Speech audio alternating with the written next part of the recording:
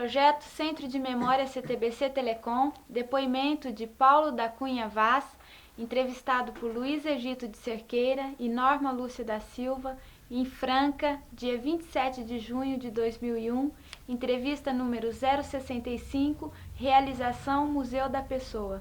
Boa tarde, Sr. Paulo. Boa tarde. Para começar, eu gostaria que o senhor, por favor, me dissesse o seu nome completo, o local e a data do seu nascimento. Meu nome é Paulo da Cunha Vaz, nascido em São José da Bela Vista, em 1 de 44. 1º de janeiro? 1º de janeiro. O nome do seu pai e da sua mãe, por favor. Erondines Francisco Vaz e Maria Carrejo da Cunha Vaz. O senhor conheceu seus avós? Não, senhor. Os avós não. Dos dois lados? Dos Não? dois lados, não. Mas saberia dizer o nome deles? É Saturnino Carrejo da Cunha e Francisco José Vaz. E as avós não lembro. O senhor tem notícia se os seus avós eram da região mesmo, ou se vieram Isso, não, era da região mesmo, nascido e criado em São José da Bela Vista. em São José da Bela Vista? Qual é a atividade do seu pai, seu Paulo? Por favor. É lavrador. Terra própria? Não. É empregado. Certo. E o senhor tem irmãos? Tenho. São quantos? São 8 irmãos. Incluindo o senhor? Comigo 9. E lá em São João da Boa Vista... É São José. São José, perdão. Lá em São José da Boa Vista, o seu pai trabalhava em lugares diversos ou era fixado numa... Não, era fixado em uma determinada fazenda, né? Inclusive eu nasci numa dessas. Depois ele mudou para uma outra. E a última fazenda que eu morei lá, nós moramos 16 anos nessa, né? Foi a última fazenda que eu morei. Lá foi onde ele faleceu, em 1958. E em 72 eu vim para Franca. E eu, minha mãe e mais um sobrinho que morava com a gente. Essa primeira fazenda onde o senhor nasceu, você se lembra o nome dela? Fazenda Califórnia. Certo. E o seu pai, que tipo de atividade tinha o seu pai lá na fazenda? Tocava café. Ah, Meieiro. certo. O café era muito forte na região nessa época? Era? Isso, era. Essa fazenda, inclusive, até hoje tem muito cafezal ali, né? Produz muito. Certo. Nessa fazenda, onde é que a família morava? Numa colônia. A fazenda lá tinha 5 colônias e nós morávamos numa dessas. Na última casa, eu ainda lembro. Na última casa. Tinha nome essa colônia? Colônia dos Mangues. Dos Mangues. Quantas pessoas viviam ali, mais ou menos? Você tem ideia? Em torno de umas 50 pessoas. Nessa colônia, né? Nessa colônia. E como é que era a colônia, assim? Como é que ela se estruturava? Como é que era uma vila? Como é que era? Não, era em torno de umas 9 casas, né? Naquela época não tinha água encanada, tinha uma mina d'água onde todo mundo ia colher água lá para tomar, para tratar das criações, né? E todo mundo tinha a horta, né, no quintal, tinha uma horta, criava galinha, né? Era mais ou menos isso. E a sua casa, como é que ela era? Assim, o senhor podia descrevê-la, como é que ela era? Era de chão, não tinha piso, né? Naquela época era só o chão mesmo. E os móveis bastante rudes, né? Naquela época era móveis feitos mesmo lá pelos próprios pessoal que morava lá, né? Fazia que o guarda-roupa não existia, era pendurado, né? Um farolzinho lá. Era isso, né? O colchão era de palha de milho, né? Travesseiro de pena de galinha.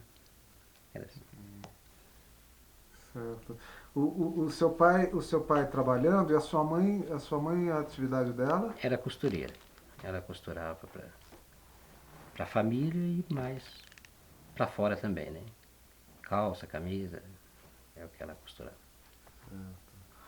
Nessa casa, seu Paulo, com seu pai trabalhando, sua mãe trabalhando, os irmãos, os filhos tinham algum tipo de responsabilidade, alguma atividade que também ajudavam na casa? Ah, todos trabalhavam. Tanto o de sexo masculino como de sexo feminino, todos trabalhavam na roça, na agricultura. Ah, iam para a roça? Ia Também. para a roça. Quando é que o senhor começou a ir para a roça? Eu tinha 7 anos de idade. Ia da parte de cedo, que eu estudava na parte da tarde. Então eu ia de manhã. De manhã cedo eu tinha algumas atividades, né, que era de responsabilidade minha. Água horta, buscar água na mina, tratar de galinha, recolher ovo. 9 horas saiu o almoço, eu levava o almoço e ficava trabalhando até em torno de meio-dia, que 10 para meio-dia mais ou menos.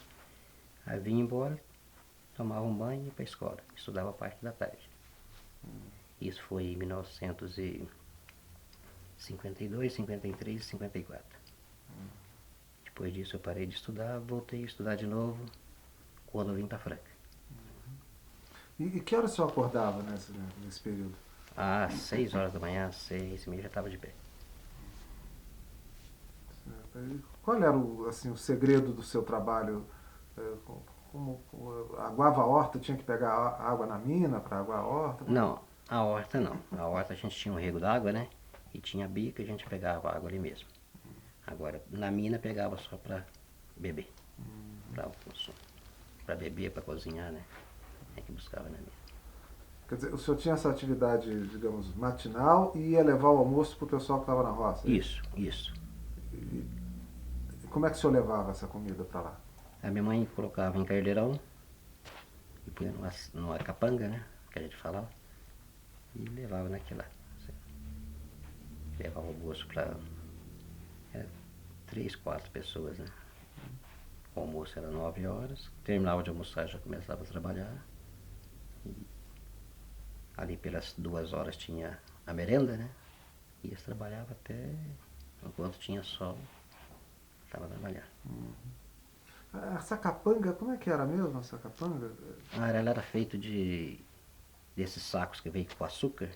Antigamente o açúcar vem em sacos de 60 quilos, né? Então usava o açúcar e aproveitava a embalagem para fazer a capanga. E era muito distante a sua casa até o lugar onde o pessoal estava trabalhando? Não, era em torno de 1 quilômetro, mais ou menos, né? Menos ou mais, mas variação pequena. Assim. E o que se comia, né, nesses almoços? Né?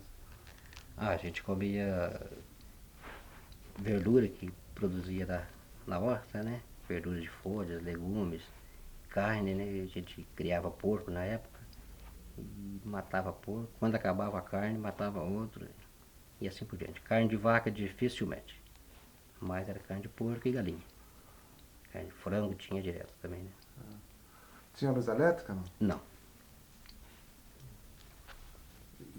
E quando se matava um porco, como é que se conservava o porco? Ele é frito, né? Em tachos de cobre e guardava em latas de 20 litros, com tampa. Punha gordura e punha a carne no meio e tampava. Deixava a gordura solidificar, né? Isso. Ficava assim. E que tipo de verdura que tinha lá na sua horta? Tinha alface, albeirão, chicória, couve, pimentão, jiló, berinjela. Tinha bastante coisa. Tinha tudo. Chuchu, né? E era para consumo próprio da família? Consumo próprio. E é que todos os moradores lá, todos eles tinham a horta, né? Quer dizer, cada família tinha a sua? Cada família tinha a sua horta, né? Ah, sei. São Paulo, como é e a escola? Como é que o senhor começou a estudar nessa fazenda? A escola lá funcionava o nome da escola era Escola Mista Fazenda Santa Isabel. Então lá estudava primeira, segunda e terceira série, todo mundo juntos, né? E carteira sentava de 2, né? Homem e menino, tudo É tudo misturado, né? O sexo masculino e feminino, tudo junto. E o primeiro ano da escola, que eles falam que o primeiro ano é o alicerce, né, do ensino, eu tive sorte que do meu lado sentava um japonesinho e ele já estava fazendo a terceira série. Então ele me ajudou muito no início, né? E depois daí eu não tive muita dificuldade. Naquela época não tinha prova. A gente estudava o ano todo e prestava o exame final. Ia um professor de uma outra localidade, né? Ia lá para fazer o exame final. Você se lembra de algum professor ou professora que tivesse lhe marcado, assim, que tenha ficado na sua lembrança? Não, lá foi uma única professora, né? Tercília Guedini Tosi. Ela Perdão? era Tercília Guedini Tosi. Ela era proprietária da fazenda, onde tinha a escola, e ela lecionava para todo o pessoal. Ela era uma professora única. Severa, boa, como é que é? Era um pouco severa, assim, certo? Mas tolerável, né? Dava pra... Não tinha dificuldade, não. E como é que ela manifestava essa pouca severidade que você se refere? Sim, na escola, naquela época, não tinha negócio de conversar, né? Você entrava, quem falava era o professor, e você só se tivesse dúvida, levantava a mão para fazer a pergunta. Do contrário, quem falava era só a professora. Se chegasse um visitante, todo mundo de pé, né? Até que ela mandasse sentar, todo mundo de pé. Se precisasse ir no banheiro, a mesma coisa, né? Não tinha conversa. Quem falava era a professora mesmo. E quem transgredisse essas regras, qual era a Tinha punição? castigo. Ficava de pé lá na frente, né? E depois aumentava a gozação dos colegas, né? Ficava de pé, assim, olhando de costas? Não, ficava de frente. Encostava na lousa e ficava de frente para a classe, né? 5, 10 minutos ela determinava o tempo. Se você não copiasse a matéria que ela tinha passado, você tinha que ficar, não tinha recreio, né? Então ficava lá até terminar de copiar a matéria, né? Era assim.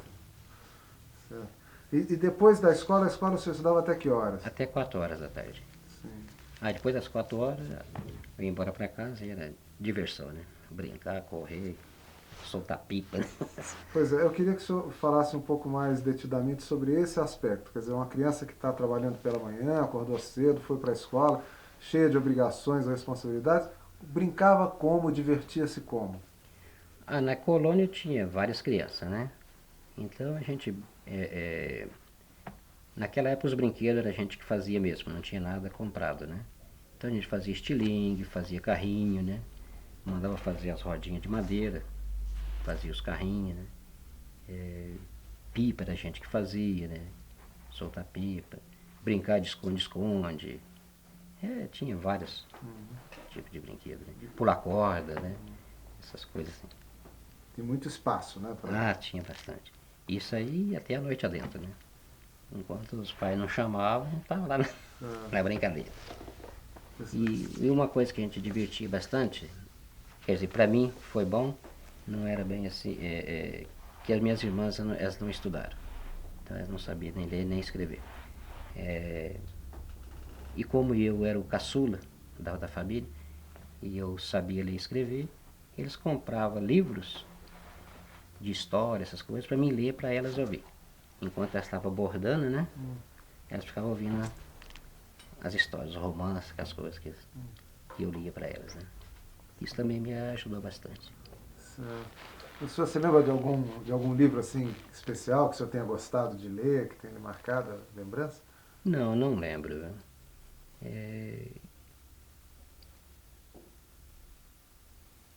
Não lembro. Tem uma passagemzinha de um livro, eu nem sei que livro que era, de um menino que perdeu quando era criança, né? Estava na companhia do tio, passeando, e o tio interteu lendo, e essa criança desapareceu. Mais tarde, essa criança formou médico, né? Para uma outra família, e foi tratar do tio, que estava doente. Isso foi um negócio que eu lembro, mas nem sei que mais que livro que era, não me recordo mais. Seu Paulo, e as meninas não estudaram por quê? O seu pai que determinou? Isso, eles achavam que mulher não precisava estudar, né? Quem estudava era só os homens. Né? E meus irmãos mais velhos também, eles não tiveram oportunidade de estudar, porque na fazenda onde eles moravam, a primeira fazenda anterior, não tinha escola, né? Então eles não estudaram pouco, né? O suficiente para, né? Mas não chegaram a terminar nem a primeira série, né? O senhor disse que ficava lendo para suas irmãs enquanto elas bordavam. Isso de noite? À noite, no claro da lamparina, que não tinha luz, né? Em que parte da casa que elas ficavam? Na cozinha. Ficava na cozinha. Não tinha televisão, né? Era apenas rádio, né? Então, eles preferiam ouvir a leitura, né? Certo. Rádio a pilha? A pilha. E tinha algum programa que eles gostavam de ouvir, ou que a família gostava? Mas era música sertaneja na Rádio Tupi, de São Paulo. Tinha os programinhos lá do Zé Bétio, né? Certo. E até que horas ia essa função aí de noite? O programa da rádio começava às 8, né? E terminava às 9. Então a leitura era ali pelas 10 e pouquinho, já estava parando, né? E aí fazer um lanchinho para dormir? Assim? Não. Direto, sério. Só tomava água, um cafezinho ali. Não tinha, não. E a sua mãe tinha alguma atividade também ajudava as suas irmãs? Era bordadeira também? Como é que... Não, ela costurava, né? Costurava. Ela costurava. E ela fazia assim, alguma coisa, farinha de mandioca, essas coisas assim, né? Porvilho, essas coisas ela fazia, né? Então, para merenda durante a semana, ela fazia lá broinha, biscoito, pão, essas coisas assim pra... Certo. E as festas, seu Paulo? Tinha festas assim na fazenda, festas religiosas, datas importantes? Tinha as festas juninas, né? Santo Antônio, São João, São Pedro, isso aí tinha. Mas tirando disso aí, dificilmente tem uma festa em fazenda. Lá não tinha. Tinha uma capelinha e semanalmente, quase todo dia tinha terço às 7 horas, né? 6h30, 7 horas, tinha o terço. Então quem quisesse ir, né? Já estava, podia ir que tinha, né? Rezava, voltava, né? Isso aí era. Mas festa mesmo na igrejinha lá, dificilmente ter, né? Que eu me lembro, nunca teve, né? E essas tinha festas? em fazendas próximas. Essas festas juninas que o senhor se referiu, como é que era? Era baile, né? Rezava terço, soltava lá os fogos e depois era um forró. A noite toda. Fogueira, batata doce? Essas coisas? Isso, tinha fogueira, batata doce. Quentão, né? Tinha. O senhor ficou nessa fazenda até quando, seu Paulo? Até 1972. Fevereiro de 72. Aí o senhor já tinha? Tinha 27 anos. E saindo de lá? Saindo de lá, eu vim para Franca. Era eu, minha mãe e um sobrinho, né? Que morava com a gente, foi criado com a gente. E aí vim trabalhar na Amazonas, produtos para calçados. Desculpa, antes que o senhor conte esse episódio, qual foi o motivo que fez a família sair da fazenda e vir para Franca? A melhora de vida, né? Porque na fazenda estava muito difícil, né? Trabalhava, estava difícil demais, né? Na época, os últimos anos que a gente morou lá, a gente plantava batata, feijão, milho, arroz, além do café, né? Mas quando vendia, não recebia. Ia recebendo aos poucos. O dinheiro sumia e você não conseguia fazer nada, né? Eu sempre tinha vontade de sair de lá, comprar uma casa e vir morar sem pagar aluguel. Mas não teve jeito, tive que alugar uma casinha e morar de aluguel. Quem eram esses compradores que não pagavam? Vendia para quem? Assim? É que, vamos supor, cada cereal vendia para uma pessoa, né? Batata, por exemplo, a gente tinha um turco lá em São José que comprava e tinha os compradores que vinham de fora também, né? Vargem Grande do Sul, vinha de Andradas, de São Paulo. Eles vinham com o caminhão, compravam e levavam. Esses que vinham de fora, eles pagavam. Agora, esses que compravam em São José, normalmente eles pediam prazo. E o prazo deles era assim, né? Então, batata, como é um produto que você não pode estocar, tem que colher e vender, então você tem que colher e vender para o primeiro comprador que aparecer. No milho, no caso, era difícil achar um comprador. Não tinha na época, assim, quem comprava. Então, quando aparecia um, você tinha que vender. E te dava um pouco de dinheiro, o outro ia pagando aos poucos, né? E quando não aparecia comprador para vender para fora, o próprio fazendeiro ficava com a mercadoria e ia vendendo conforme ia aparecendo quem interessava pela mercadoria. Nesse período ainda na fazenda, antes de vir para Franca, o senhor costumava ir à cidade, Ia. passear? Como é? Depois que eu peguei uma certa idade, eu comprei uma bicicleta, né? E o caminho de locomoção lá era bicicleta. Então, todo sábado tinha, meu sobrinho era sanfoneiro, né? Então todo sábado tinha baile, ele ia e a gente ia junto. Dançava lá a noite inteira, no domingo tinha futebol, né? Corria atrás de uma bolinha. Era muito distante a fazenda de São José? É 7 quilômetros, estrada de chão. Naquela época não tinha asfalto. Hoje tem asfalto na fazenda lá, né? Corta. O asfalto vai de Franca a São Joaquim da Barra. Passa pela fazenda. Certo. E na cidade, quando iam nesses finais de semana, vocês ficavam aonde lá? Ficava na praça. Lá a praça reunia as pessoas. Hoje já não existe mais aquilo lá. Mas na época, os moços andavam, né, fazendo um círculo, né?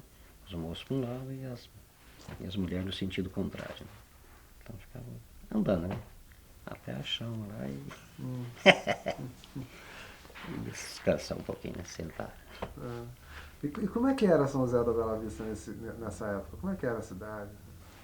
Uma cidade pequena, né? As ruas não eram asfaltadas, né? Não,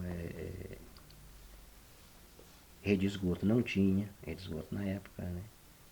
Foi feito mais ou menos em 70, 68, 70, que passou a rede de esgoto, depois em seguida veio o asfalto, né? E no bairro tinha mesmo, era a praça, né? E os barzinhos lá, uma cidadezinha pequena, né? Tinha cinema, não? Tinha um cinema. O senhor gostava de ir ao cinema? E algum dia aí, né? Nem sempre, né? Mas de vez em quando a gente ia. Mas saindo da fazenda para passar o sábado à noite lá, digamos, o senhor dormia na cidade ou voltava para casa? Nós dormíamos no baile mesmo, nós ficava a noite inteira lá no É? ficava mesmo. Dificilmente fazia um sábado, né? Todo sábado tinha, né? Quando era numa fazenda era noutra, então a gente ia. Ficava a noite. Mas eu perguntei isso pelo seguinte, porque aí no domingo já emendava no futebol, Não, voltava para casa? não. Normalmente ia em casa, dormia até pelas 10 horas, né? 11 horas, meio-dia. Depois do almoço é que a gente ia pro futebol, né? E de lá já ficava na praça, né? E voltava de bicicleta à noite? Voltava de bicicleta à noite, lá para as 11 horas, meia-noite, estava chegando em casa. Né? O seu pai e sua mãe não colocavam nenhum obstáculo? Nessa época, meu pai já era falecido, né? Minha mãe não falava nada não, que ele era diversão de todo o pessoal, né? A gente não ia sozinho, ia com os vizinhos, né? Não tinha problema. E esses bailes eram de música ao vivo, assim? De Música ao pessoal vivo, tocando, seu sobrinho? Era sanfona, né? Lá tinha vários sanfoneiros, né? Um cansava, o outro pegava. E de lá para as tantas tinha o lanche, né? Parava lá. Como é que era isso? Lá para meia-noite, 1 hora, eu servia, parava o lanche lá e servia o chá, né? Um cafezinho, bolinho, né? rosquinha, pão de pau a pique, que eles falavam, né? É uma, não sei se você conhece, ela é feita de fubá com amendoim. Gostoso, nunca mais comi. Pão de pau a pique? É pau a pique, chamava, né? Fubá e amendoim? Fubá e amendoim. E não tinha bebida alcoólica nessa? Dificilmente. Viu? Tinha, alcoólica tinha, mas poucos que bebia, né? Eu na época nunca me interessei com bebida, não. E nessa época você já tinha parado os seus estudos, né? Já tinha parado. E não tinha assim uma vontade de voltar a estudar? Tinha vontade. Na época, quando eu terminei os estudos, eu queria até estudar para padre, né? Mas aí meu pai não vai não. Você tem que ficar aí e ajudar a família, né? Porque logo as meninas estão casando e você tem que ficar aí para ajudar, né? Depois, infelizmente, ele ficou doente, não teve jeito, acabou falecendo, né? E meu irmão ficou tomando conta da casa, na época eu tinha 19 anos e eu estava com 12, aí a gente tinha que trabalhar mesmo para cuidar da família, né? De onde é que veio essa vocação religiosa? Meus pais, eles não acompanhavam assim, religiosamente não, mas eles tinham aquela devoção e eu continuei. A gente via eles, né? Então a gente acredita em alguma coisa, que a fé, eles falam que a fé remove a montanha, e eu também acredito que sim, certo? Que Deus tem me ajudado bastante. Eu sempre quando consigo alguma coisa, a gente acaba conseguindo. Não sei se é a persistência, né? Insistência, né? É tudo isso junto. E na falta do seu pai, como é que ficou o cotidiano da casa? Assim, como é que a família se recuperou e como é que ela deu jeito na vida, né? Porque afinal de contas... Continuou porque na época que ele ficou doente, ele ficou internado no Hospital das Clínicas em Ribeirão Preto mais de 3 meses, né? E o serviço que ele tinha pego, a gente continuou tocando normalmente. Não vencia, né? Que a quantidade de serviço era muito, a gente ia tocando na medida do possível. Os vizinhos ajudavam um pouco, ia lá, capinava um pouco, fazia mutirão, que eles falavam, né? Fizemos 2 mutirão. E na época da colheita, graças a Deus, deu uma colheita muito boa. Conseguimos pagar todas as dívidas que a gente devia demais, sabe? Mas muito mesmo, sabe? Que a doença dele foi Mas graças a Deus aquele ano pagamos todas as dívidas, ainda sobrou um dinheirinho ainda, sabe? E continuou a vida normal, né? A minha mãe tinha o pulso forte, né? Então tem que trabalhar, tem que fazer isso, fazer aquilo e tal, né? Então, graças a Deus está tudo certo. Essa lavoura principal é a lavoura do café, Do né? café. Como é que é uma lavoura de café? Assim, como é que ela se estrutura? O que o senhor tem que fazer nela para ela render bem? Como é que é o segredo dela? Bom, o segredo do café, sei lá, eu não entendo muito bem assim, mas o que nós fazíamos era o seguinte, era jogar esterco, né? Podar, todo ano tinha poda depois da colheita. Tinha uma época lá, depende da lua, esse que entende, eu não entendia muito bem, mas fazia poda, cortava aqueles galhos que eles achavam que não produzia mais, né? Desbrotar, porque saía uns brotos novos, que lá também não produz, então vai lá, desbrota, né? E jogar esterco e esperar a chuva, né? Isso aí. E colher cedo, né? O segredo maior é no mês de agosto já tem a florada do próximo ano. Então tem que colher antes, para quando vir a florada a gente não estragar essa florada do próximo ano. Certo? Colher o fruto antes de agosto? Isso, antes de agosto. Lá normalmente a gente começava a colher no mês de maio, né? A gente já começava a colher. E maio, junho e julho já estava tudo colhido já. Tem que manter limpo ali as fitas? Tem que manter limpo. Quando vai...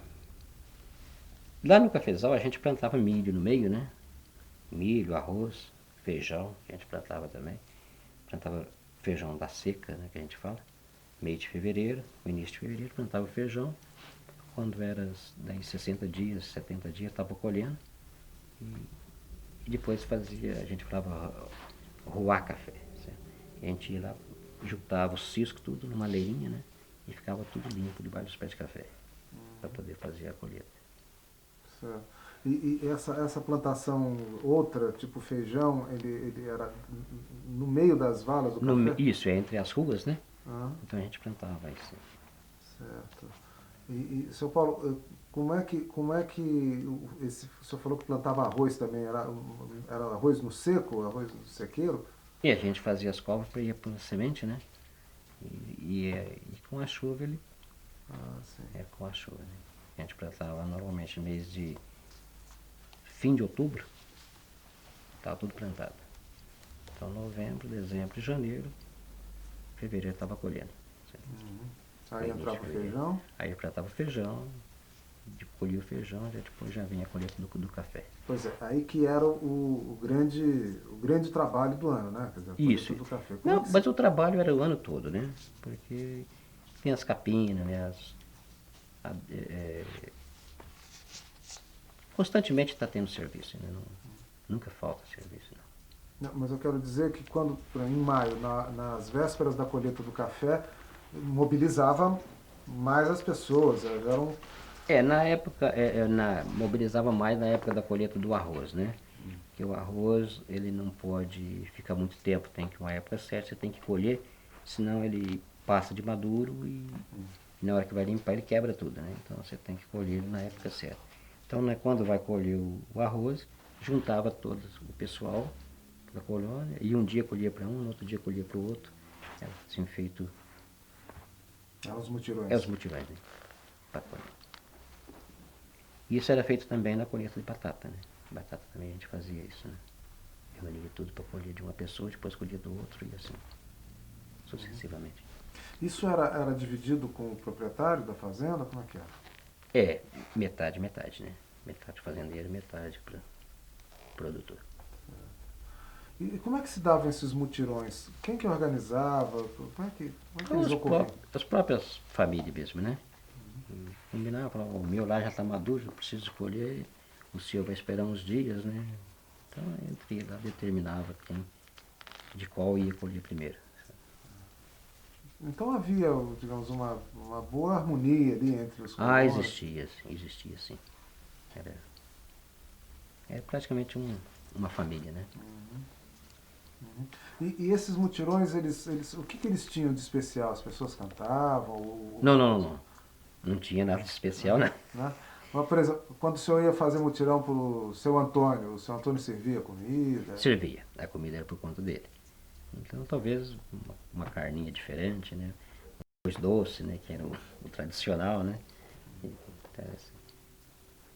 E numa situação dessa, em quanto tempo você resolvia uma colheita de... Aí ia depender, né? Depende da quantidade. Que uma família planta mais arroz do que outro cereal qualquer, né? Outro já planta mais milho, né? Então aí depende, né? E tinha algum tipo de partilha do produto da colheita? Quer dizer, o senhor colheu 30 sacos de arroz, mas o outro lá colheu 90, mas os dois fizeram mutirão. Não, aí não. Aí era só quem plantou com o fazendeiro. Os dias era acertado à parte, né? Vamos supor, se eu trabalhei 2 dias para uma pessoa e ele trabalhou um dia só para mim, aquele dia ele ia me pagar em dinheiro. Entendi. Certo. Então tinha uma organização. Era troca de dias, né? Sim. Pode dizer assim, né? Eu trabalho para você, depois você trabalha para mim. Né? Era só para organizar para sair mais rápido a colheita, né? Certo. Agora, no café já não era... Não, no café não. Cada um colhia o seu. Era separado. Que aí o negócio não tem muita pressa, né? Você tem lá 2, 3 meses de prazo para colher, então cada um ia colhendo o seu. Mas nessa colheita que o senhor lembrou, quando o seu pai estava no Hospital das Clínicas, por ter sido uma colheita grande, deve ter dado um trabalhão, né? Deu. Aquele ano deu muito trabalho. A gente, na época, houve um problema que essa fazenda tinha sido vendida. E a pessoa que comprou, eles tinham havido comprado em sociedade de três pessoas. Um deles desistiu do negócio e 2 só não conseguiu ficar com a fazenda. Então eles entregaram uma parte da fazenda e ficou com a outra parte. A lavoura que meu pai pegou naquele ano, tocou naquele ano, metade ficava para um fazendeiro e metade para outra. Só que aquele fazendeiro que pegou a fazenda de volta, ele não nos auxiliou em nada, certo? Ele falou que nós era empregado do outro, né? E ele não ia ajudar em nada, certo? Então quem sustentou nós lá durante o ano todo foi o fazendeiro que havia contratado meu pai, né? Então ele foi que... E tinha uma venda também perto da estrada, né? Na beira da estrada. O vendeiro lá sustentou a família até a colheita, né?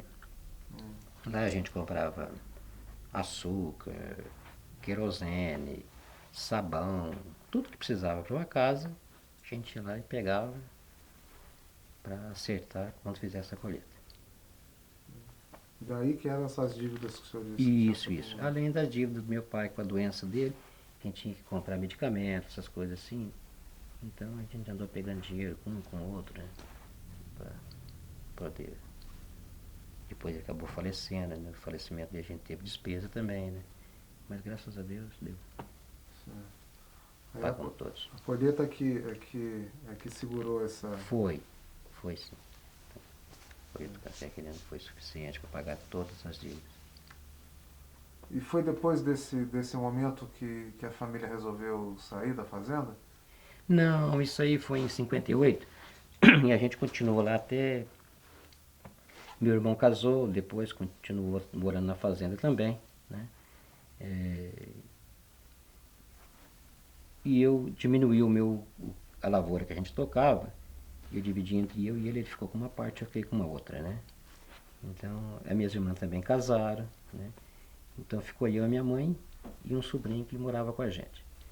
Então eu resolvi mudar, porque eu tinha vontade de continuar estudando, né? E também teve uma época que eu peguei um resfriado muito forte e eu vi no médico. O médico que me atendeu aí, ele me disse o seguinte, que eu tinha sopro no coração. Ele disse que provavelmente você já nasceu com isso e não quer dizer que você vai morrer de coração, não. Mas é bom você não se esforçar. Serviço pesado você não faz. Cortar de machado, andar de bicicleta, várias coisas lá, ele me falou, você maneira disso aí e procure evitar. Pega um serviço maneiro. Então foi aonde eu resolvi vir para a cidade, porque na roça o serviço realmente é pesado, né? Não tinha serviço maneiro? Não tem. Fazenda não tem. E por que o senhor veio para Franca? Eu até não gostava muito de Franca, não. Eu gostava mais de São Joaquim da Barra, que eram as duas cidades que a gente circulava mais, era São Joaquim e Franca, né? Mas eu tinha uma tia que morava aqui e a gente se dava muito bem, né? Então quando eu falei de sair de lá, então vem para Franca, né? Como era a única irmã da minha mãe, que ainda estava viva, né? Então eu resolvi vir. Mas nesse meio de tempo ela acabou falecendo também. Mas mesmo assim a gente acabou vindo para Franca. E eu arrumei serviço mais fácil também aqui, né? Porque São Joaquim não tem muita opção de serviço, né? Então Franca foi mais fácil conseguir emprego. E como é que foi assim, uma pessoa que foi criada no campo toda a vida, aí de repente chega numa cidade que não era uma grande cidade, mas é uma grande cidade, né? Ah, sim. Que isso significou para o senhor? Para mim foi interessante, né? Porque eu mudei para Franca e eu tinha muita vontade de voltar a estudar. E eu mudei para Franca dia 28 de fevereiro, no dia 29 eu estava na escola, né? Eu fiz uma matrícula no SESI, que o SESI tinha 2 classes de primário, né? Então eu tinha feito até a 3ª série, matriculei na 4ª e já no outro dia já começou as aulas. E nesse dia lá fiquei conhecendo a minha esposa, também foi estudar na mesma classe. E foi muito corrido, né? Eu trabalhava muito, porque no serviço onde eu arrumei, era 2 períodos por dia, né? Começava às 5 da manhã às 9, depois da 1 às 5 da tarde. E nesse meio de tempo eu comecei a estudar também. A empresa onde eu trabalhava contratou uns professores que davam aula no Madurezão. E esse Madurezão, as aulas eram à noite. Então, durante das 9 às 11, eles davam aula para nós lá, os funcionários que quisessem estudar. Então eu estudava das 9 às 11 no Madurezão e das 7 às 10 da noite fazendo a quarta série lá no SESI. Então foi assim meio corrido. Mas não deu nem muito tempo de pensar assim nas coisas não, né? E como é que essa empresa que o senhor conseguiu um emprego, que empresa era essa? E Amazonas Produtos para Calçados, né? É uma empresa bastante grande, na época eles produziam muito, Franca estava no auge das exportações, né? Então eles fazem solado de borracha. Então lá. Só que a seção que eu vim trabalhar também não era serviço maneiro. Era um serviço até puxado. Né? O que era? Trabalhava em cilindro. Né? O que é cilindro? Cilindro, ele é espécie de cilindro de massa de pastel mesmo, né? Só que eles são muito grandes e motor possante. E a gente pega a borracha picada, ela vem assim, toda picadinho mesmo, né? Cozinha ela numa caldeira, coloca lá e a caldeira fornece aquela temperatura alta, ela cozinha. Então ali pegava com uma lata, né? Jogava aquela borracha no cilindro, ela já começava a criar forma, né? De dar aquele ali e passava para o outro, passava em 3 máquinas.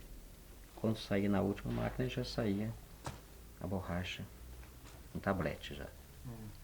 Então lá eu fiquei 1 ano e 3 meses. Não era muito arriscado isso não, de acidente? Tem um certo risco, né? Mas não é tanto não. Porque tem as proteções também, né? Só que não pode facilitar, né? Então, na verdade, o seu dia, digamos, o seu dia típico, tinha tempo de dormir? Pouco, né? Pouco, mas Quer dormia. dizer, o senhor acordava cedo, ia para a empresa? A gente levantava, na época, levantava 4h30, 4h40, que 5 horas tinha que estar lá. Tinha que estar trabalhando para o outro poder sair, né? E trabalhava até às 9, ia para a escola, tomava um banho lá mesmo na empresa, ia para a escola, estudava até às 11, 11 e pouquinho. Eu morava perto, né? Aí chegava em casa, almoçava, cochilava um pouquinho ali, voltava, ia para o serviço, entrava 1, saía às 5. Aí chegava em casa, tomava um banho, estudava um pouquinho, né? E 7 horas estava na outra escola. Saía às 10, ia para casa e sobrava para dormir um pouquinho. E esse tempo que o senhor foi recuperando, o senhor acabou, no Madureza, fazendo o antigo ginásio científico, foi isso? Foi.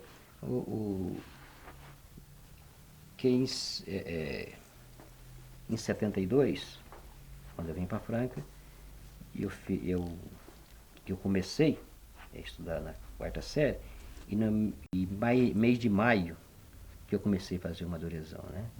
No final do ano, tinha as provas da Secretaria da Educação, a gente fazia matrícula, pagava uma taxa e fazia o exame. No mês de dezembro ia ter a prova. Só que para mim fazer a prova do ginásio, precisaria que eu tivesse um comprovante de conclusão da quarta série. Como eu não tinha, eu não pude fazer. Então, em dezembro, eu terminei a quarta série. Né? Quando foi no mês de maio, eu saí da empresa. Dia 1º de junho eu vim para a CTBC. E aqui na CTBC tinha umas pessoas também que faziam Madurezão. O Agostinho, que era o irmão do Luiz Márcio, fazia. A Vera, que é a cunhada dele, também estava fazendo. Então, em junho, teve a prova. E nós fizemos. Aí eu eliminei o ginásio de uma vez. Aí, a partir do mês de julho daquele ano, eu já comecei a fazer pro colegial. em dezembro eu eliminei, era 8 matérias, eliminei 5, fui devendo 3. No mês de junho eliminei mais 3. E no final do ano eliminei a última, que era a matemática, né? Aí no ano seguinte eu estava na faculdade, em Certo. 75. Como é que foi esse processo de sair de uma empresa calçadista para embarcar numa empresa de telecomunicações? Como é que foi essa transição? Lá nessa empresa de produtos para calçada, igual eu disse, não era um serviço muito maneiro, né? Então eu tentei trocar de serviço, de departamento lá dentro da própria empresa. Eles me ofereceram um outro departamento, que era mecânica, né? E eu fiz aqui uns estágios lá. Só que com o chefe lá parece que não ia dar certo, né? Então eu preferi dar aviso e sair da empresa. Eu saí da empresa lá numa quinta-feira. Na sexta-feira eu dei uma volta na cidade aí, fiz inscrição na Magazine Luiza para trabalhar de motorista. O banco auxiliar, o gerente do banco auxiliar, era filho do ex-patrão meu da fazenda. Ele me chamou lá e falou, você tem uma vaga de contínuo, se você quiser. Fui lá, fiz inscrição também para ele. E tive na CTBC e fiz inscrição na CTBC. Na época tinha um primo meu que já trabalhava na CTBC. E ele ganhou na loteria federal. E comprou um bar e saiu da empresa. E eles me chamaram, eu fiquei no lugar dele. Quer dizer, o senhor fez uma inscrição e apenas isso? Não precisou fazer uma prova, nada? Não teve prova não. Um Foi teste, só nada? a inscrição, não. Foi só a inscrição mesmo. Eu ia trabalhar de auxiliar técnico, né? Então Sim. não havia muita necessidade. E quais eram as suas funções na CTBC, né? As primeiras funções? Eu trabalhava no atendimento de reclamação de defeitos e testador de linha, examinador de linhas, né? O que é isso? Isso tem lá uma mesa de teste. Quando o cliente reclama, você entra na linha do assinante e faz teste. Aí você vê se a linha dele está aterrada, se está arrebentado, né? Essas coisas assim, né? Daí acontece um acidente, o caminhão vai lá, passa, arrebenta fio. Ali o assinante para o telefone dele, né? Então, para você identificar o que é que está acontecendo, existe essa mesa para fazer os testes, né? E na época era o seguinte, tinha era poucas linhas, era 5.000 linhas só, que tinha em Franca. E o teste tinha que ser feito na hora. O assinante reclamava, se atendia a reclamação, fazia o teste e já dava o retorno para o assinante o que estava acontecendo. Certo? Então, hoje não, hoje é bem diferente, né? Mas na época não, na época tinha que falar o que estava acontecendo. Esse trabalho é lá dentro da central? Não, é o centro distribuidor de fio. A gente fala de DG. Na época também, quando eu entrei na CTBC, estava desativando a central AGF, que era uma central de pequena, era 3.000 linhas só, apenas, né? E estava entrando uma RF, que era mais sofisticada um pouquinho, né? Analógica também, mas oferecia mais condições. E já ia começar com 5.000 linhas, né? Começou, né, com 5.000 linhas. Na época era apenas 4 dígitos, né? Era milhar, centena, dezena, unidade. Depois já entrou mais 2 cifras, né? Quando veio o DDD, que não tinha, na época não tinha DDD. Certo. Nesse trabalho de identificação de defeitos, o senhor disse que o senhor que fazia o contato direto com o reclamante? Com a Isso era. Não apenas eu, mas eram 3 pessoas, né? Que faziam o contato direto. A gente atendia a reclamação, fazia o teste e já dava o retorno, né? E se tinha defeito, a gente já emitia nota e passava para alguém ver. E que tipo de defeito que era mais comum? Na época a rede não era muito boa, então quando chovia, dava muito linha aterrada, né? Que é a umidade da linha, que a gente fala linha aterrada, né? Então isso aí a gente dava muito esse tipo de defeito.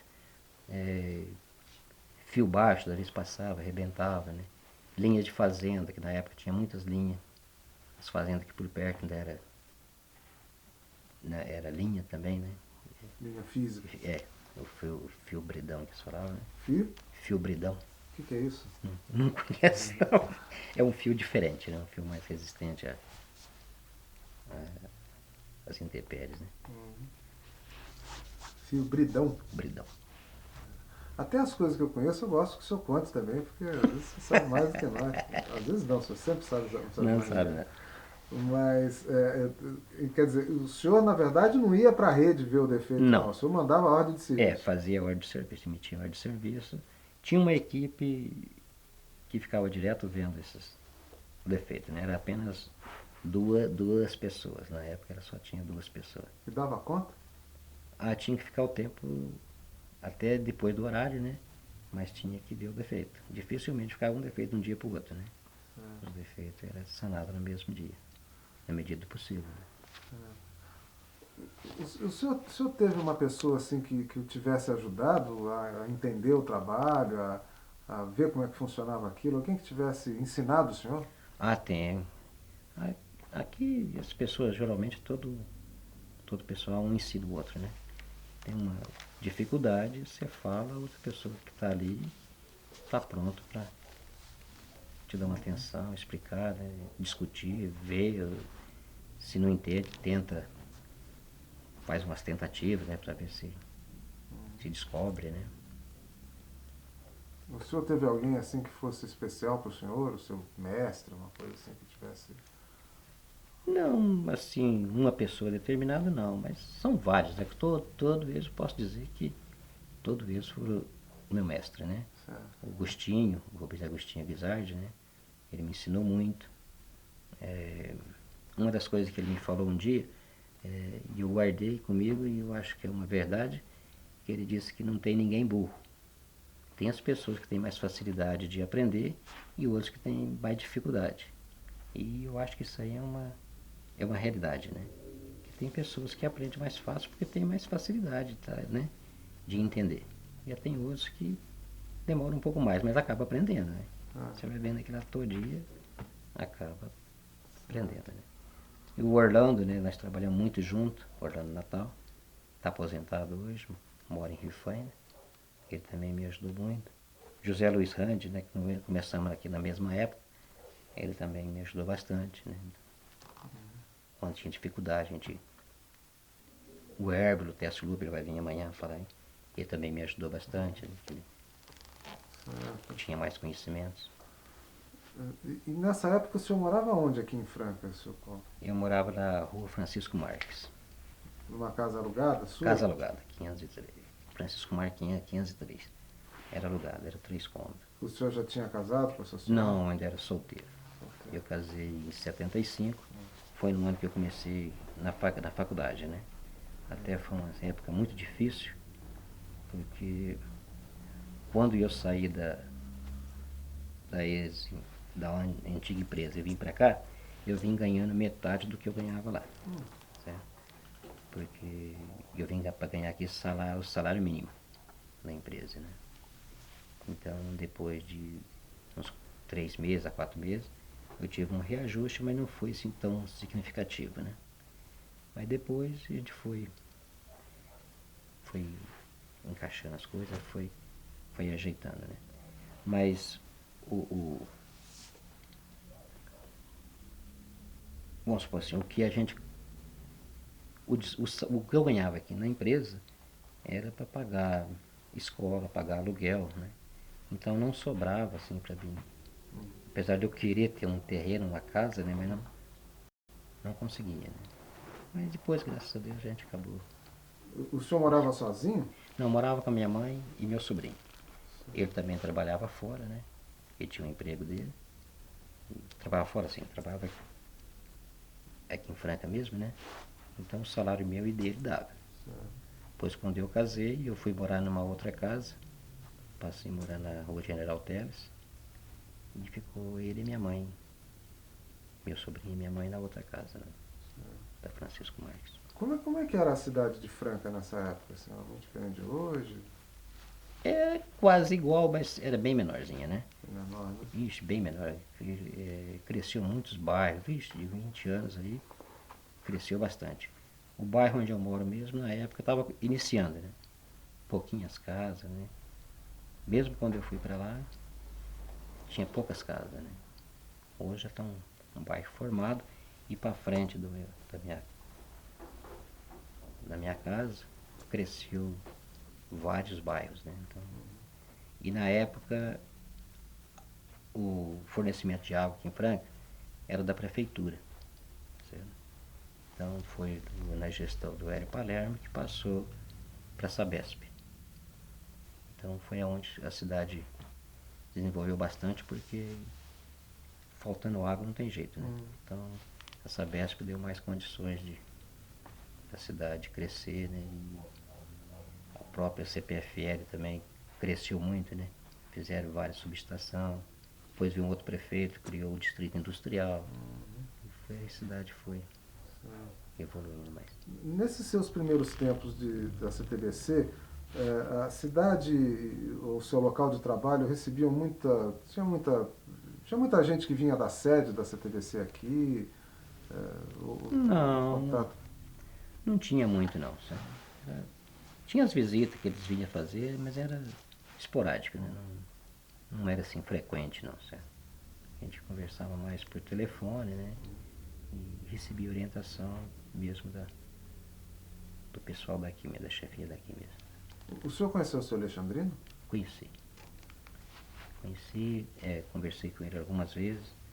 Em 1986 tinha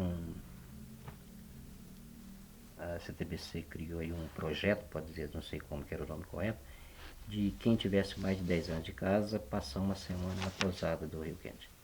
Então eu tive felicidade de ir lá e na volta a gente conversou com ele, certo? Ele já estava assim um pouco, não estava, já tinha uma certa dificuldade, né?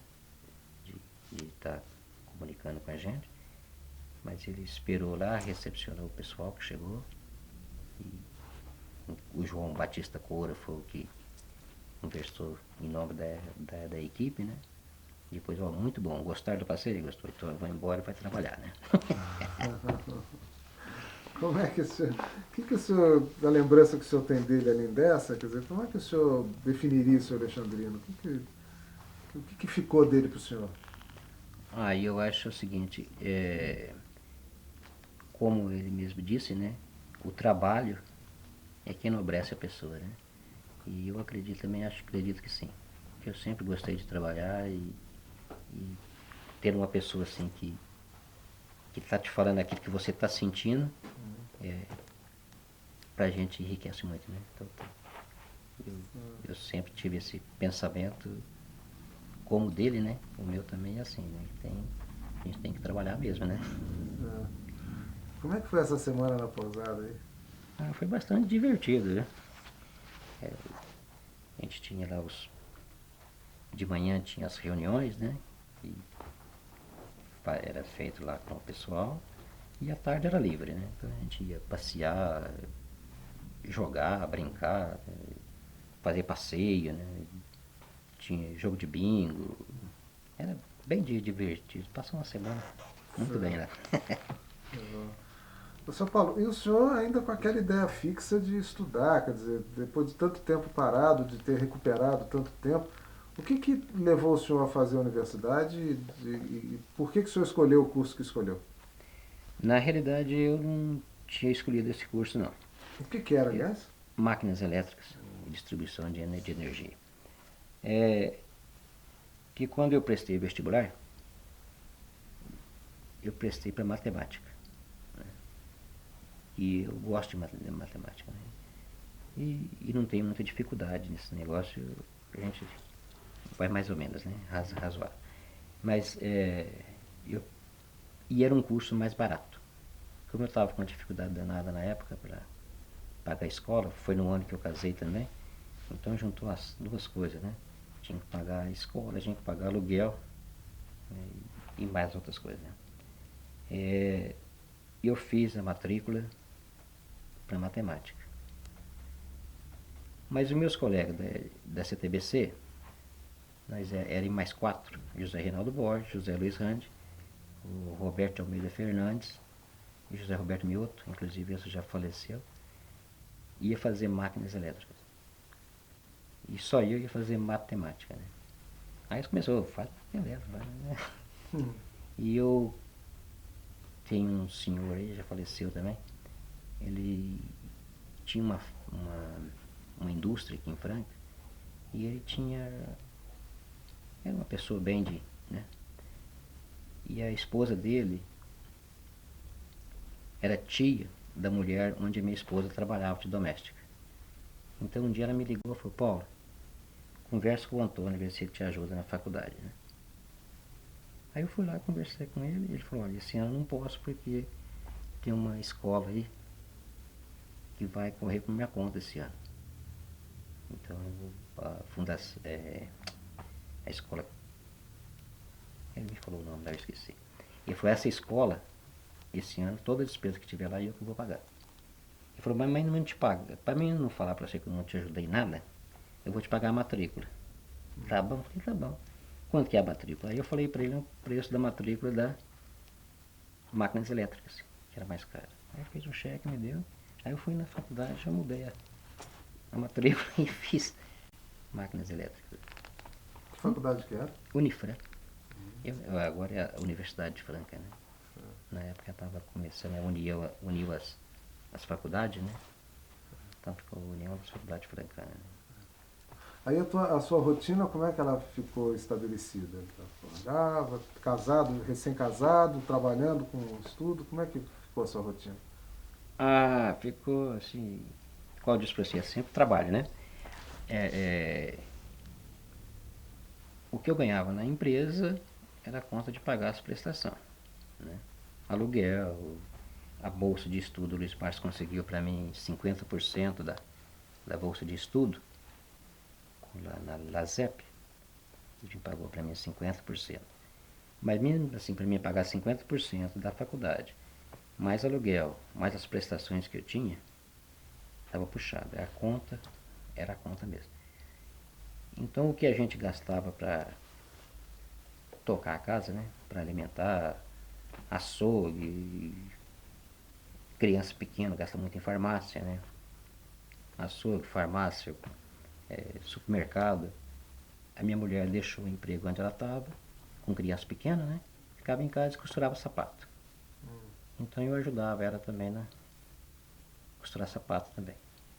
Nos fins de semana, nossa, lá era assistir o Silvio Santos e costurar sapato, né? Então, isso aí era o dinheiro do sapato, dava pra gente se alimentar. E as crianças? As crianças a gente brincava com eles ali, levava na pracinha, né? Isso é o mais. Os meus filhos têm idade assim, em média de 3 anos de um para o outro. Tá? O mais velho foi o que foi mais sacrificado, vamos dizer assim, né? Que na época a gente passeava pouco, brincava pouco, né? E trabalhava muito, né? Hoje em dia a gente trabalha, mas já em outros diferente, né? Vamos dizer assim, né? E naquela época a gente não tinha carro, né? Então era um pouco mais difícil para levar para algum lugar, né? Mas tinha uns parquinhos aí, a gente ia, né? Quantos filhos são, São Paulo? São 4. E nesse momento que o senhor termina o curso, quanto tempo durou esse curso? Foi 3 anos. 3 anos. Foi 75, 76, 77. Foi 3 anos. E onde é que o senhor aplicou esse conhecimento adquirido lá no seu trabalho aqui? Em parte alguma coisa sim, né? Vamos supor, que lá a gente aprendia, mas não tudo assim, aplicou muito, muito pouco, né? Que na parte de distribuição de energia a gente não aplicou nada, né? Porque a gente tinha na época lá professores que eram diretores da CPFL, né? Tinha um engenheiro lá que era da parte de distribuição mesmo, né? O gerente aqui também era professor. Então a gente aprendeu muito assim de distribuição de energia, transformador, como que faz, essas coisas, né? Então a gente aprendeu. E Mas aqui na CTBC, vamos supor dizer, fonte de alimentação, resistência, transistor, capacitor, essas coisas a gente ajudou em alguma coisa. Né? Como é que o seu trabalho foi na CTBC foi se desenvolvendo à medida em que os equipamentos foram se sofisticando, a transmissão foi se aprimorando? Como é que... Quer dizer, aí o senhor já não falava mais com o cliente ali para pegar a reclamação, né? Eu trabalhei nesse setor do DG até 76. Em 76 eu passei para a Central, só que na época a CTBC começou a vender PBX, KS, esses sistemas de... Né? E não tinha quem instalava. Então era o próprio pessoal da Central que fazia as instalações e dava manutenção. Então naquela época eu fiquei vários anos, mas muito pouco da Central e mais fazendo serviço de instalação e manutenção de PBX, de KS, né? Expandiu bastante na época que as empresas estavam crescendo e precisava de comunicação, né? Então, vários PBX aí, Samelo, Sândalo, própria Santa Casa, que a CTBC doou um equipamento para Santa Casa, né? A Francal, que era aqui, né? Depois foi embora. Então tinha vários equipamentos grandes aí que a gente tinha que acompanhar, e a CTBC deu curso, né?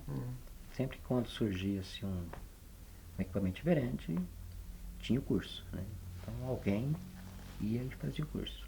Eu fiz vários desses cursos aí também. E da própria Central também a gente fez curso, né? Certo. Esses cursos ministrados aqui mesmo ou você tinha que se Não, deslocar? é fora, né?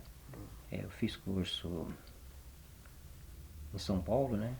Na Ericsson, fiz curso na GTE uma vez, um KS pequeno que a GTE soltou aí, precisava de alguém para fazer a instalação, da manutenção, precisava alguém que fazia esse curso. Então eu estive lá, era poucos dias, né? Mas eu estive lá, e na Ericsson eu fiz curso várias vezes, né? No início o básico, né? Depois o detalhado, né? Então a gente vai... Quer dizer, de alguma maneira, o senhor, mesmo passando para equipamentos, digamos, mais sofisticados, o senhor continuou em contato com o cliente, né? Da mesma maneira que o senhor estava antes. Antes por telefone, agora ao vivo. Durante um certo tempo. Até 84, não, 84, não foi mais 94, eu não lembro mais a data. Foi quando que aqui tinha 20 mil linhas, que era a Central 722 e Central 724. Depois ampliou mais 5 mil linhas, que era a Central 724. Então nessa época que ampliou a 724, aí eu parei de fazer visita para os clientes. Aí eu fiquei tomando conta dessa central da 724. Né? Aí eu paro definitivo de acompanhar, ir na rua, né? A gente ficava só dentro do prédio mesmo. Né? Nesse tempo que o senhor estava mais na rua, tinha muito pepino assim ou era uma coisa mais tranquila? Tinha algumas coisas sim. Mas era a rotina, né? A gente tinha o Agostinho, que era nosso encarregado, a gente tinha lá cento e tantos equipamentos que a gente tinha que dar manutenção. Uma vez por mês a gente saía, durante 2, 3 dias, saía visitando todos esses equipamentos e verificando se tinha alguma coisa para ser feita, né? Trocar lâmpada, fio quebrado, porque tinha muitas pessoas que nem reclamavam, esperavam a visita para a gente corrigir na época da visita. E tinha outros defeitos que eles reclamavam, a gente tinha que dar essa manutenção. Equipamento vamos supor, com mau aterramento, né? Então isso aí, quando chovia, provocava defeito. Eu lembro uma vez aí, lá na Palmídia São Judas Tadeu, que lá queimou os fusíveis de todos os aparelhos que tinha lá do KS deles, né? Então eu acho que era 8 aparelhos, queimou de todos eles, né? Então foi até um defeito interessante que eu tive lá, olhei e falei, mas não é possível, né? Aí depois do almoço foi uma outra pessoa comigo, chegou lá, vamos olhar, realmente era isso, né? Trocamos os fusíveis de todos os aparelhos, voltou a funcionar E o que tinha normal. acontecido? Uma faísca. Caiu uma faísca e queimou todos. Certo. Como é que se deu a evolução desses equipamentos? Assim, eles foram melhorando muito, eles tornaram-se mais fácil de manutenção? Como é que o senhor acompanhou esse E processo? eu não posso falar muito sobre isso aí não, porque na parte de digital, eu não tenho muito conhecimento não. Aliás, conhecimento nenhum praticamente, né? Porque quando foi surgindo essas centrais digital, foi surgindo vagas para trabalhar lá. Então, de início eles determinaram uma pessoa para ir fazer o curso. Tá? Essa pessoa foi e fez o curso. Quando foi surgindo mais vagas, eles deram a oportunidade entre nós de escolher quem que ia. Então eu sempre fui ficando, eu preferia não ir, porque todo pessoal quer ir. Todo quer ir. Então eu sempre abri a mão para outras pessoas aí, né? Então na parte de CPA, eu não posso falar muita coisa não, porque eu não tenho conhecimento, né? Mas essa central que o senhor, quando o senhor sai da rua e começa a cuidar dela, a se responsabilizar por ela, o que ela trazia de inovação? Não, era sempre o que já existia mesmo, né? A gente passou só a ser responsável por aquilo ali. Então, eu lembro que teve um dia de Natal que eu fiquei o dia inteiro lá. O pessoal almoçou lá em casa sem eu, né? Eu fiquei o dia inteiro lá para ver um defeito, certo? E dia de Natal você não acha ninguém para ajudar, não, sabe? Tem que se virar mesmo, né? Ficou sozinho? Eu fiquei sozinho até ali pelas 4 horas da tarde, aí eu consegui. Liguei para uma pessoa lá, ele deu uma dica mais ou menos, né? Ele falou assim, pô, faz isso aí, deixa isso aí pra amanhã, rapaz. Hoje ninguém vai usar telefone, não. Aí a gente fez uma gambiarra lá, ficou funcionando, não parou ninguém não, todo mundo ficou funcionando, né? Mas no outro dia a gente voltou lá e corrigiu o defeito, achamos onde que era o defeito, né? Aí essa outra pessoa foi também, e a gente achou o defeito e ficou tudo normal, né? Certo, certo. Aí depois dessa central, o senhor continuou nesse processo até chegar onde? Não, até hoje, né? Ah, tá. Essa central, que depois houve algumas modificações, que a gente trabalhava separado, ficava 3 técnicos na 722, 3 técnicos na 723 e 2 na 724. E sempre quando tinha um de férias, um ajudava os outros, né? Foi até que na 724 eu acabei ficando sozinho. Quando saiu um da 722 que foi fazer curso para CPA, o rapaz que ficava comigo na 724 desceu para substituir a pessoa que foi fazer o curso e eu fiquei sozinho. Quando o Luiz Lima esteve em Franca, ele resolveu fazer uma espécie assim de inovação, né?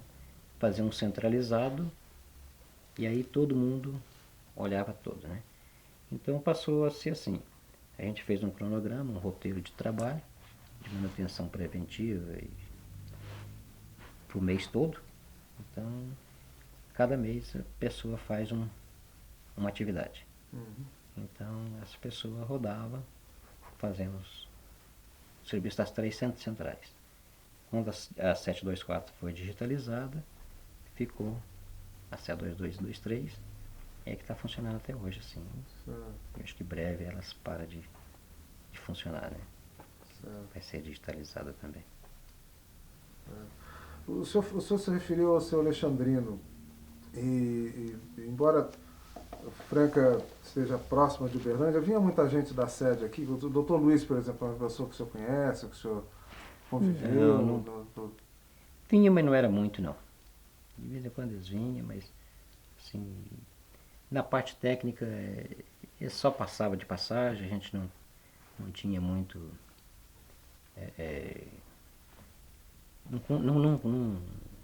Não conversa muito, né? Sim. com o pessoal. Eu participei da comitê de associados, fiquei 1 ano e meio no comitê de associados. Nessa época que a gente ia muito em Uberlândia, pelo menos uma vez por mês, a gente tinha que estar lá na reunião, né? Conversando. Então, nessa época eu fiquei conhecendo bastante do pessoal da Marineide, né? O Virmondes, e vários deles, né? Como é que funciona o comitê de associados? Hoje em dia eu não sei como está não, mas naquela época a gente reunia e verificava o- o- as necessidades, né, das pessoas e o que a empresa poderia oferecer, né? Então geralmente nas reuniões ia o pessoal da diretoria ia, né? O Virmondes, tinha esqueci o nome, o Adelmo, né? O Adelmo estava em todas as reuniões. Então, muitas coisas também que a gente fala, já fala sem conhecimento, né? Então precisa que tenha alguém lá para explicar pra gente como que é, né? Então, mas no comitê de associado teve muita melhoria para os associados, né? Auxílio educação, né? Foi na época que eu estava lá, que surgiu o auxílio educação, a gente não sabia como que fazia, né? Então foi trocando ideias, conversando, para ver como é que ia usar essa verba, né? Para ajudar no... Era uma atividade para melhorar o trabalho, na verdade. Era, vamos supor assim, que o sindicato é muito radical.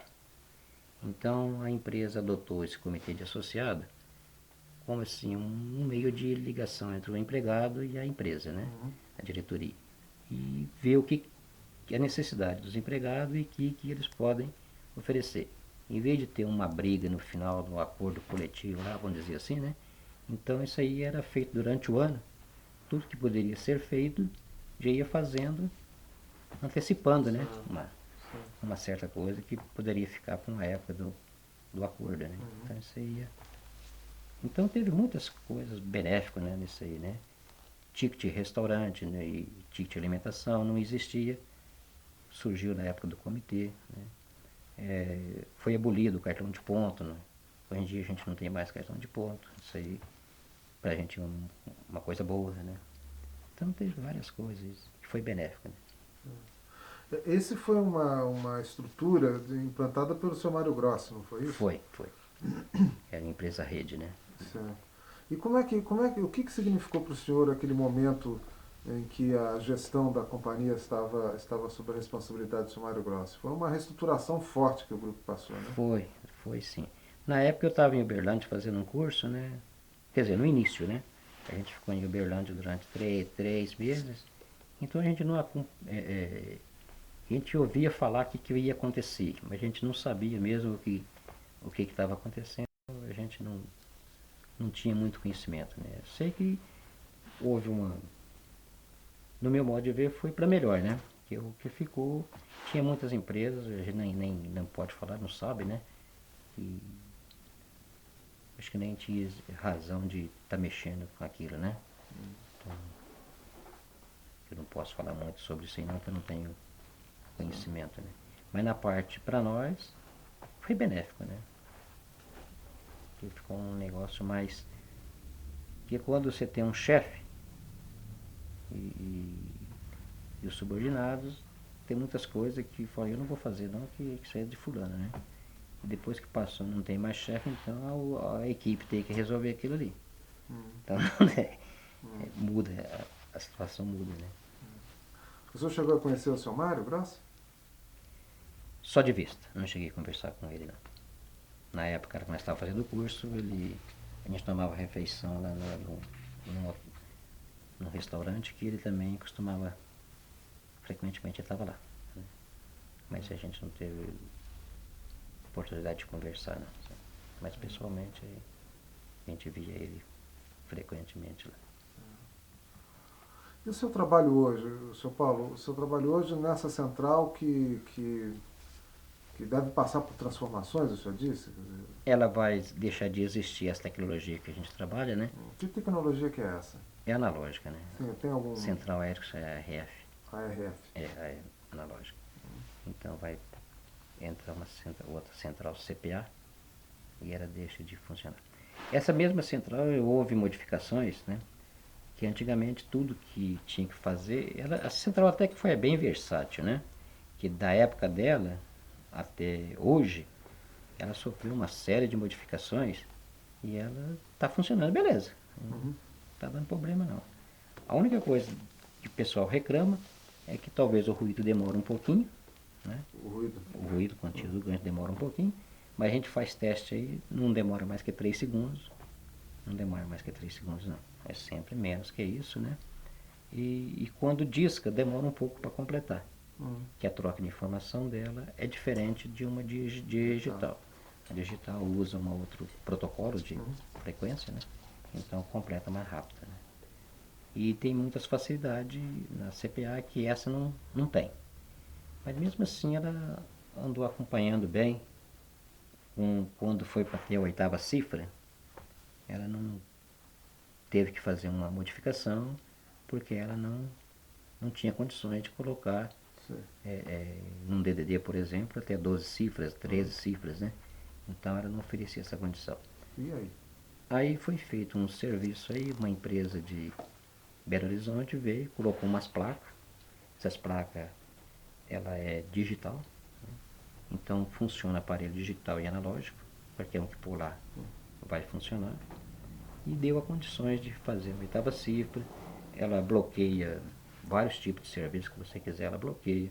Ela dá informação de telefone inadimplente, telefone com bloqueio parcial, bloqueio total, bloqueio de 0900, bloqueio de 145, informações de número mudado, né? É feito tudo no terminal. Já não precisa mais usar ferro de solda, nem alicate, que as coisas facilitam um pouco o serviço. Mal comparando, ficou uma coisa semi-digital. Semi-digital. E está com os dias contados isso também? Tá, já está com os dias contados, sim. A central que estão colocando aí, já estou fazendo a jampeação no DG. E por esse julho agora, né, deve ficar pronto.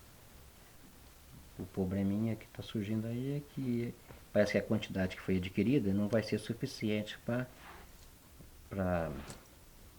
todos os assinantes já existentes, né? Então tem que já começar ampliando, né? Para poder e não pode mudar parte, tem que mudar tudo, né? Então que a central que tem aqui é para 19 mil linhas. Não estão todos funcionando. E a que eles adquiriu e montou aí, ela é capacidade menor. Então não vai dar para transferir todos os assinantes que está funcionando. Certo. Então tem que fazer uma certa ampliação ou modificação, não sei como que vai ser feito aí, né? Se alguém vai mudar de número, né? De prefixo, né? Eu não sei como que vai ser feito, não. Mas o previsto, acho eu que é para esse mês de julho agora, né? E o senhor nesse processo aí, como é que o senhor tem ideia do que vai fazer adiante? Eles fizeram uma proposta pra gente, né? Atualmente nós estamos em 4 pessoas só lá. Que o serviço foi diminuindo, saiu uma pessoa para lá, saiu outra para cá, e ficamos em 4. E aquelas manutenções que a gente dava de manutenção preventiva, ficou um pouco dificultada, né? Então a gente está dando mais manutenção corretiva mesmo. Quando sobra tempo, a gente faz uma manutenção preventiva, né? Então dos 4 que está lá, que é o José Luiz Canade, vai para o departamento de energia, o Florentino vai para a rede, e eu e o Hilton, que é outro rapaz que está lá, a gente vai formar uma equipe para dar manutenção nesses LIs, né, que tem na planta, que tem vários LIs, né? Então a gente vai ficar dando uma manutenção nesses LIs. LIs é exatamente o quê? Vamos supor, a central mãe, e tem um bairro lá, né? Vamos supor, Recanto Limar. É um bairro aqui de frente. Nesse bairro, em vez de levar telefone daqui do centro para lá, coloca uma centralzinha pequena lá, agregar, vamos dizer assim, não sei qual é o nome correto, né? Mas agregada central mãe aqui. Então ele funciona lá, uma centralzinha pequena, eles fazem a distribuição, os fios ali entre eles ali, e aquela central comunica com a mãe. Certo? Então é uma centralzinha pequenininha. Isso chama LI. LI. Certo. Então, Mas, em vez de levar a linha para lá, leva-se uma central e bota a central para conversar com com a central mãe, lá instala os telefones lá. Isso aqui tem vários aqui em Franca, né? Então a proposta deles é que eu e esse outro rapaz, a gente vai ficar dando manutenção nessas LIs. Vai voltar para a rua. Voltar pra rua. É isso mesmo. Só tá indo e voltando, indo e voltando. Perfeito. Seu Paulo, tem alguma coisa que o senhor gostaria de ter dito e a gente não estimulou o senhor a dizer? Não, eu acho que não. Eu acho que não. Como é que o senhor enxerga esse tempo todo de CTBC? Como é que o senhor enxerga? Como é que o senhor vê o futuro aí da empresa? Quer dizer, nesse ambiente de maior concorrência, de tecnologia cada vez mais apurada, como é que o senhor, com a sua experiência, é capaz de enxergar esse horizonte aí? No meu entender, a CTBC está bem adiantada em relação às outras, né? O meu modo de ver, né? Que outro dia mesmo eu estava comentando aqui a minha esposa que a Telefônica está fazendo uma propaganda agora na televisão que uma pessoa disca pro outro e a pessoa lá atende e fala, você está no bar, né? Ele falou, meu telefone transferiu pro celular, né? Aí o cara falou, isso aqui existe na CTBC já há muitos anos, né? Já existe isso, mas nunca foi falado, né? Então, quer dizer, ela está sempre na frente. Falta, talvez, não sei se é divulgação ou se eles fizeram e eu não ouvi, né? Então, mas eu acredito que não tem problema, não. A empresa está bem administrada e não vai ter erro, não. Seu Paulo, o senhor tem sonhos assim? O senhor acalenta sonhos? Tem sonhos para coisas que quer fazer ainda? Não. Não sei. Talvez pode até ter, mas não, né? Tem uma coisa que você falou que eu gostaria de falar e não falei. Tem uma coisa que eu lembrei aqui agora que quando eu entrei aqui na CTBC em 93, logo na época eu estava estudando, apareceu um concurso aí e eu prestei esse concurso. E eu passei. Né? O senhor falou em 73, né? Em 73. Aí passei nesse concurso, no dia 5 de dezembro de 73, saiu a nomeação no Diário Oficial, e eu tinha 20 dias para tomar posse. Eu tinha escolhido a minha vaga em Ribeirão Preto, então teve um dia lá que o assinante lá me deixou eu nervoso, eu falei, o que é essa coisa, eu vou embora disso aqui, vou trabalhar lá eu vou ficar mais sossegado. Não. Aí procurei o meu chefe, falei com ele, já estava vencendo já os 20 dias, né? E eu estava naquela, se ia, se não ia, né? Naquele dia eu tomei a decisão, falei, acho que eu vou embora assim. Chamei ele, falei, eu queria conversar com o senhor aí para ver a possibilidade de eu sair sem dar aviso, né? Aí o Luiz Márcio me chamou lá, conversou comigo e me convenceu que se eu ficasse na empresa, para mim seria melhor. E uma das coisas que eu ia sair também era por causa de financeiro, né? E ele me garantiu que se eu ficasse ia melhorar e eu acabei ficando. Isso aí foi o que eu lembrei, agora você falou. Né? Eu lembrei e não me arrependi não, foi muito bom. Aqui na CTBC eu tive a oportunidade de conhecer pessoas excelentes, de trabalhar num serviço que a gente gosta, né? E tem umas coisas assim particulares meio que a gente conseguiu, graças a Deus, tá indo muito bem, né? Então foi muito bom ter ficado, né? Talvez se eu tivesse ido para lá, não teria tido essa oportunidade, né? Tá certo. Tá certo. São Paulo, o que o senhor achou de ter dado esse depoimento para nós? Como é que o senhor se sentiu? O que o senhor achou dessa conversa? Não, foi bom. É que tem muitas coisas que, igual eu estava dizendo da fazenda, faz tantos anos, né? A gente nem pensava mais nisso aí, né? Então conversando a gente recorda umas coisas. Na época não é tão boa, mas pra gente foi, né? Não.